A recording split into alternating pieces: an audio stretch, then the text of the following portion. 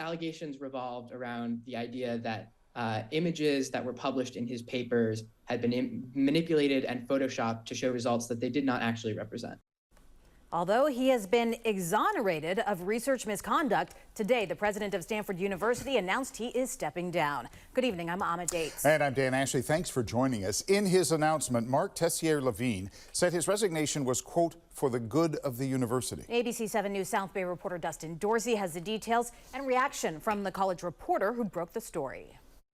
Stanford is greater than any one of us. I therefore concluded that I should step down. Words from a campus-wide letter by President Mark Tessier-Lavigne announcing his resignation on August 31st as head of the university amid research misconduct investigations. Liz Linquister is a Stanford alum who is a journalist for our media partner, the San Francisco Standard, and has reported on this controversy. She says this alleged misconduct and other issues, such as recent student deaths by suicide on campus, have created a difficult environment for students. Linquister believes Tessier-Lavigne stepping down is a good step for the school.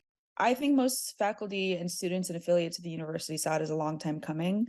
Findings from the investigation cleared Tessier-Lavigne of fraud or falsification of scientific data during research conducted before he took over as Stanford's president in 2016. However, the investigation found there was manipulation of data by researchers in 5 papers for which Tessier-Lavigne was the principal author. Investigators say he did not take the proper steps to correct the mistakes. Tessier-Lavigne said in a statement, although the report clearly refutes the allegation of fraud and misconduct that were made against me, for the good of the university, I have made the decision to step down as president. He will maintain a role as professor of biology on campus and will retract or make corrections to the papers in question. Stanford Daily Investigations editor Theo Baker first broke the news of the alleged research misconduct last year.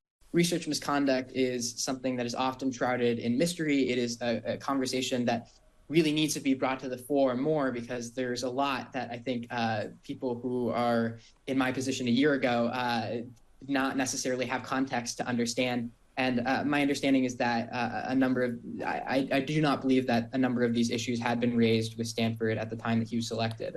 Linquister says the work that Baker did in the resignation of Tessier-Lavigne highlight the power of student journalism. As a freshman, holding power to account in the most basic and straightforward way should be commended. And it has been in awards, but I think that part of the conversation is really important here, because the Daily has done a lot of work to hold Stanford University, its own parent university, to account.